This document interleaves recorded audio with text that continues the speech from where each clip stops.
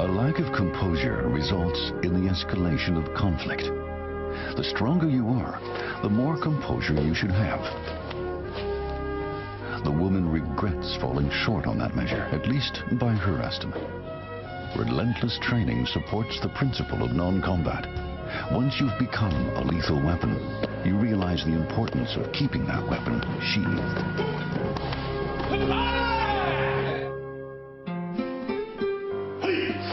The non-combative spirit of Okinawan karate is gaining favor around the world. Increasing numbers of practitioners are embracing the approach, and instructors from across the globe are coming to Okinawa to master karate as it's taught there. It's to an extent. I wouldn't say you never get angry, but you learn to control your anger. Okay.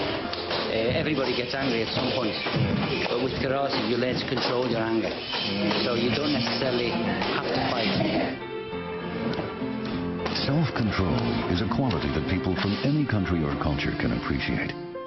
Fostering that principle through training the combative spirit is the Okinawan way.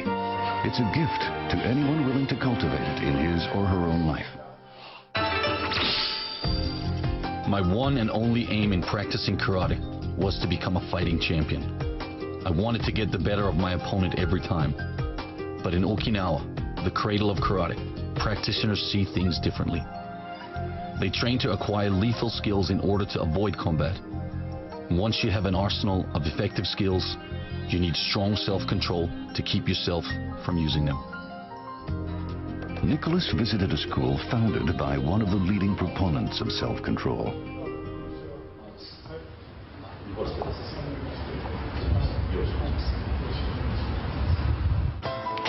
These days, the head of the dojo is Yasuhiro Uema. He places top priority on mastering the kata. Students come to understand the true meaning of karate through that practice. Now I understand that in this dojo, kata is the main thing that you do. If you don't do any fighting, how can you prove to other people that you are strong? Okinawan karate is not about overcoming one's opponent. Training provides a means of defense. One should never initiate an attack. One's true enemy lies within oneself. A person should be able to control anger. Okinawan karate is all about self-control and endurance. So we have to ask, what is the limit of endurance? Do you ever get to demonstrate your strength against an opponent? The answer to that is probably never. But what if someone attacks you? For how long can you wait to do something back to this person? If you feel that your life is in danger, for example. You should wait until the verge of death. Anything before that is premature. Choshin Chibana was the founder of Shorin Ryu Karate, the style of karate practiced at Uema's dojo. Chibana became known for superhuman strength in both body and mind. His reputation was so large that it was believed that anyone who could defeat him would gain instant fame. One day, a bunch of thugs decided to find out for themselves. Chibana, however, refused to retaliate and refrained from using karate to defend himself. The thugs beat him, making a bloody mess of his face and breaking his teeth. But Chibana did nothing, saying that he was in no danger of dying. Eventually, it was the thugs who relented and apologized. This exemplifies his willpower. It's about the endurance of mind and spirit. If Chibana had put his mind to deflecting the kicks, he could have broken his attacker's legs.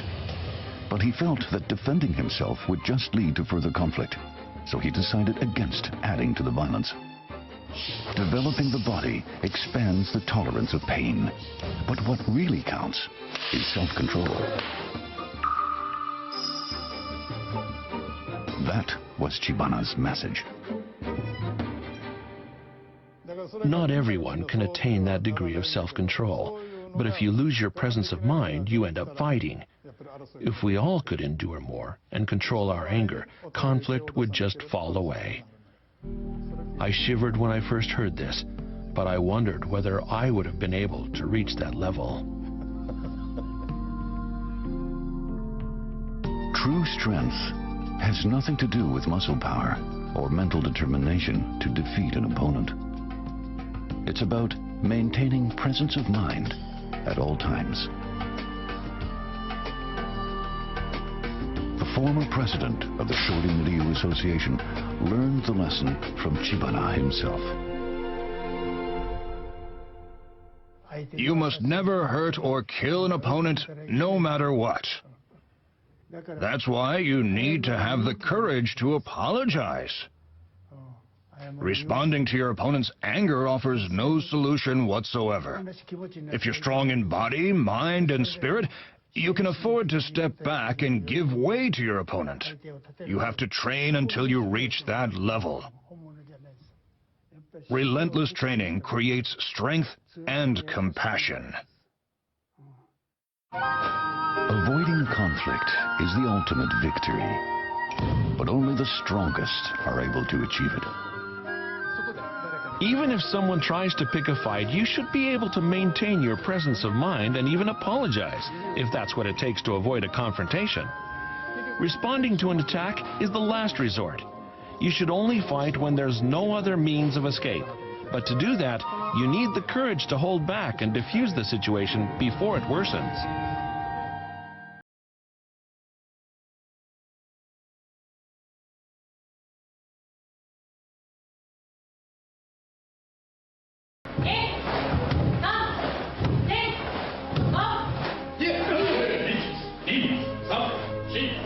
Nicholas gave training a try at Uema's dojo.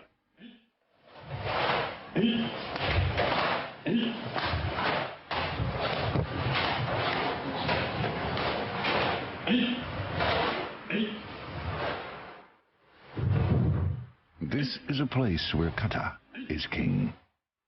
Practicing the kata allows students to master lethal techniques while developing self-control and presence of mind. It works for Okinawan karate, and Nicholas hopes to make it part of his own practice.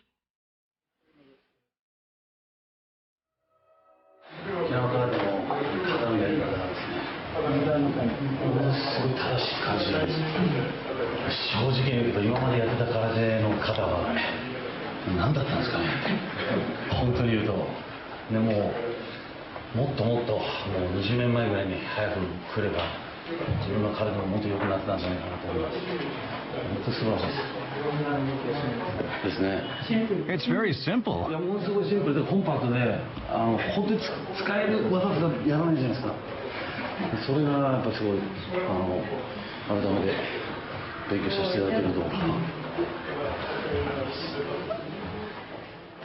Nicholas was reminded of what Kazumi had said. Karate is all about kata. I think it's important to incorporate karate into everyday life so that it enhances your being. So, the strength not to use strength may be the greatest strength of all. Then what's the purpose of devoting years to the practice of one of the most lethal of all martial arts? The answer, according to Kazumi, is found in the kata. Before making the sojourn to Okinawa, Nicholas might not have been able to understand the message, but now he gets it.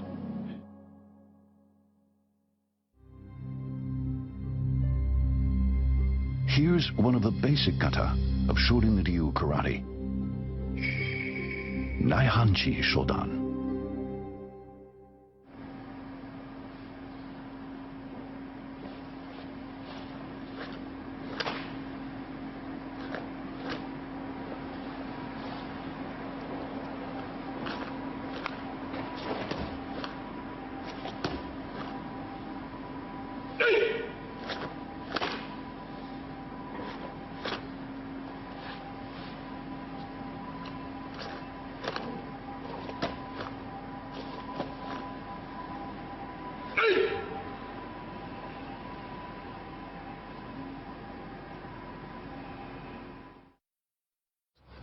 As a teacher, what do you find the most difficult to raise the young kids up to become proper karateka?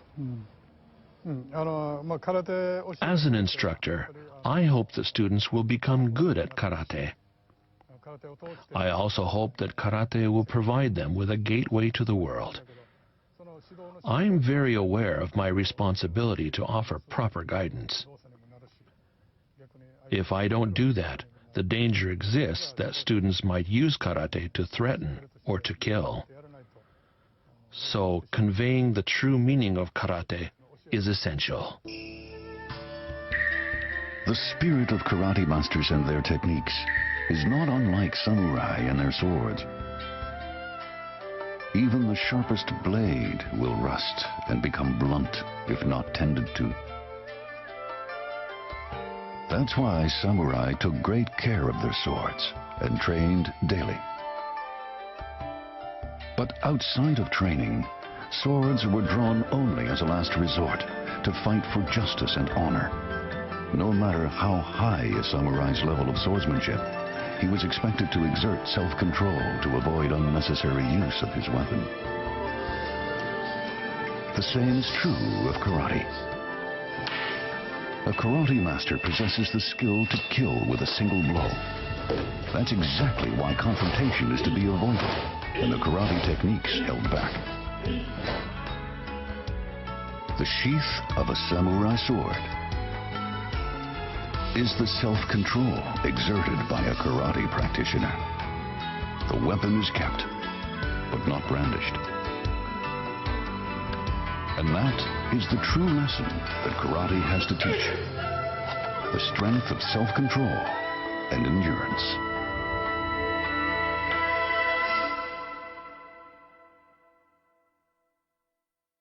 Thank you for joining me today on Samurai Spirit. On today's show about karate, I could have introduced you to my own style and I would have discovered nothing.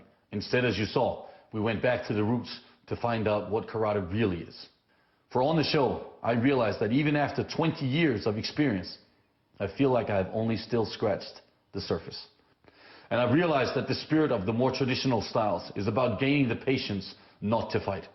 With great strength comes great responsibilities and understanding. The self-control and understanding of the potential damage that can be inflicted upon others are the tools taught in karate.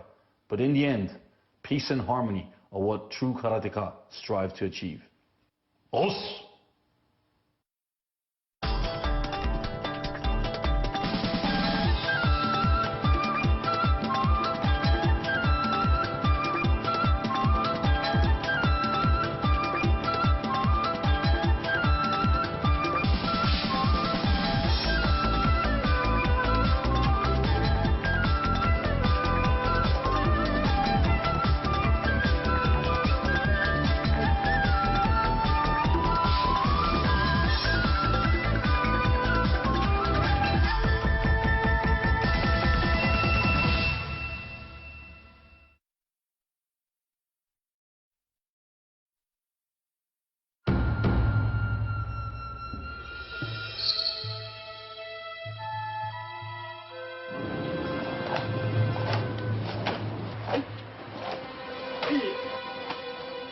Karate. Is it an art of self-defense or a sport based on combat?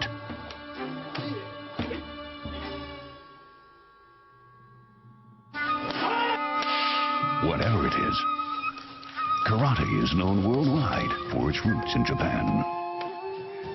Spiritual development is part of the package. But must practitioners really train like their lives depend on it? And what is the ultimate aim of mastering techniques that can deliver the coup de grace?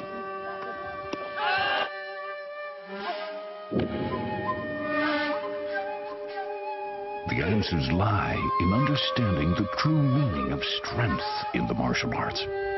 Bushido, a union of body and mind.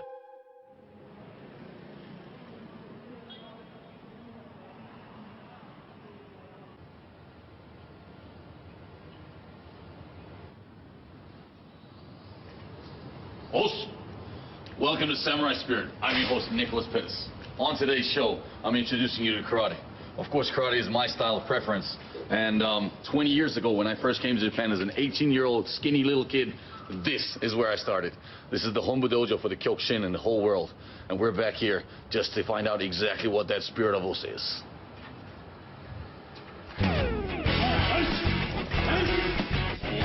Nicholas Pettis knows a thing or two about fighting. 20 years ago, he came to Japan from Denmark to study karate, leaving behind his family and friends. He committed himself to intensive training, driven by a determination to become strong. It worked. He soon began winning tournaments, and in just 4 years became the European champion of the Kyokushin School of Karate.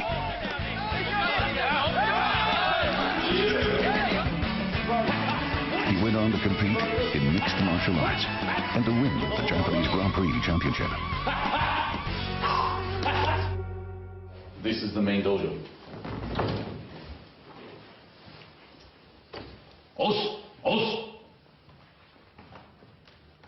This is where Nicholas studied karate's way of overcoming opponents. He was a live-in apprentice, training day in and day out, and taking care of whatever needed to be done around the dojo. Karate was never out of sight or mind. He also found the right mentor. Karate master Masatatsu Oyama. Oyama founded what has become one of the world's most widely practiced styles of karate, Kyokushin Karate. Techniques capable of killing with a single blow made him a legend. Nicholas was his last pupil.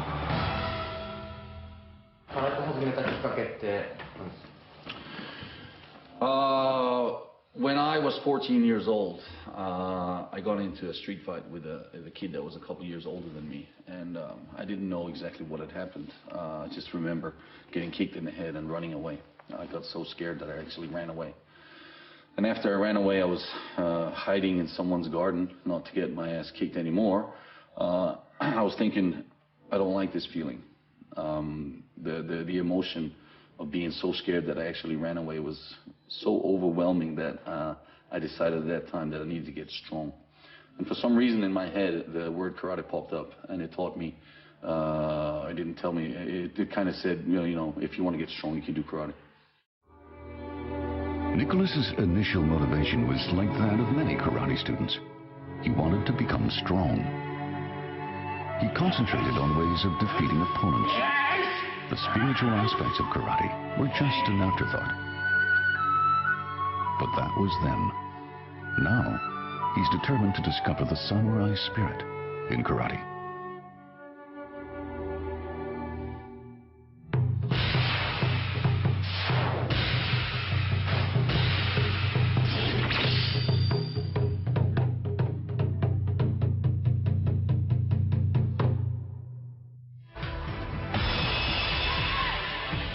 Karate is practiced in over 175 countries. More than 50 million people are involved with it in one form or another. It's the most widely known of Japan's martial arts. But karate actually comes in a number of styles.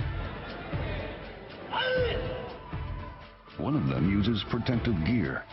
The aim is to score points by delivering strikes to certain parts of the body. Another style forgoes the gear, but avoids injury by making little or no contact. But that's not for Nicholas. He practices full contact karate. Nothing is off limits, except the face and groin.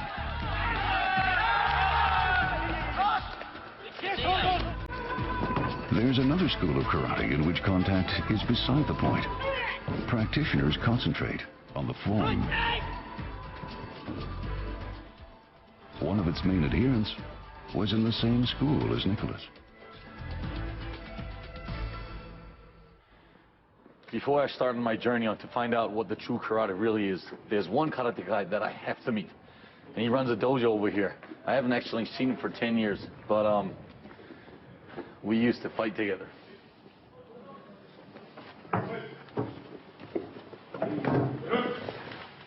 失礼します。今日はお邪魔してよろしいですか。すみません。よろしくお願いします。手数です。This is Kazumi Hajime. Hajime Kazumi. Kazumi won the All Japan Championship 5 times, a record that still stands. Since retiring from competition, he's modified his style and opened his own dojo.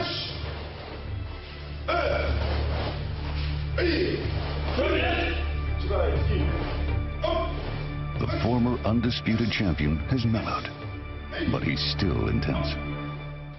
相手の隙が来てから打ったら間に合わないですからね。来る前は捉えて入っていくことです。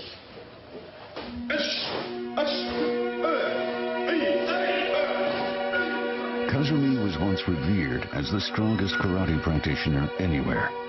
So when he speaks about how his approach has changed, people pay attention.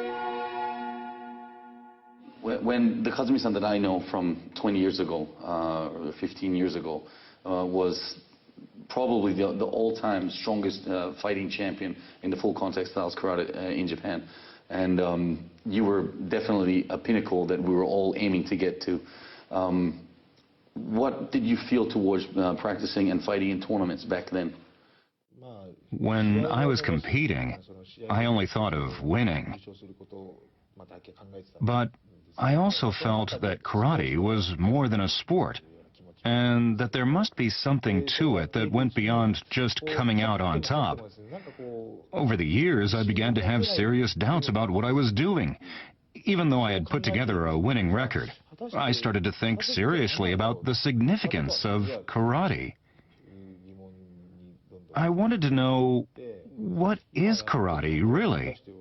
I began to question what I was doing, the way I was approaching this martial art. I now think karate is all about kata. Kata means form.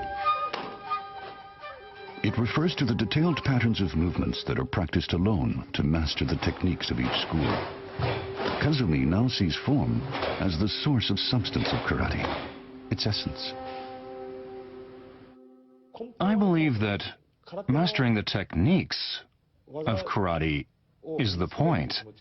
And for that, you have to practice kata, the origin of all techniques. As we all know, some people emphasize the competitive aspect of karate. For them, winning is enough. They may see it as everything.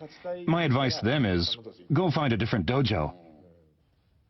The reason I say that is, competing in a match is artificial. It's a situation that's made just for that purpose, not drawn from everyday life. I think it's important to incorporate karate into your life in a way that enhances your being. Nicholas has always practiced karate with the single-minded aim of defeating his opponent. And Kazumi was once the supreme champion of that very approach. His change of heart challenges the foundations of what Nicholas knows. Maybe someone else is due for a change, too.